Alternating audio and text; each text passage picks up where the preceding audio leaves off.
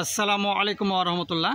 সম্মানিত ভিউয়ার্স, এখন আমি অবস্থান করছি রাজশাহী জেলার বাগমারা থানাধীন এক পানির বরজে। গত 31 তারিখ, দ্যাট মিন্স শনিবারের বয়ে যাওয়া বৃষ্টি এবং ঝড়ে এই বাগমারা থানাধীন এলাকায় পানির বরজের ব্যাপক ক্ষয়ক্ষতি হয়েছে। পান পুকুরের মাছে এমনি তো পানির দাম নেই, কৃষকরা তো দিশাহারা।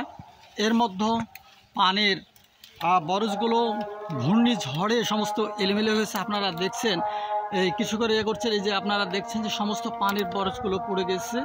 এখন কৃষকরা হতাশা। আমি এই মুহূর্তে দু চারজন কৃষকের সঙ্গে কথা বলবো, তারা কি অবস্থা আছে। আসলে যাওয়া এদিকটা খুব মুশকিল।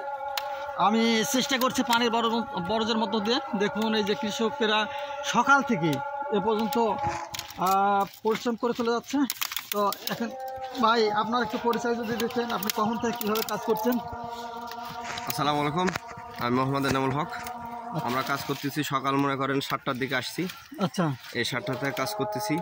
এই যে পান টান যেগুলো মনে করেন নষ্ট হয়ে যাচ্ছে, পানগুলো আমরা সংরক্ষণ করতেছি কালকে হাটে নিয়ে যাওয়ার জন্য। আচ্ছা, এই পানগুলো বিক্রি হবে, পান বড় এখন কি আবার নতুনভাবে পানগুলো ভাঙানোর পরে আবার নতুন করে মনে করেন উঠাবো।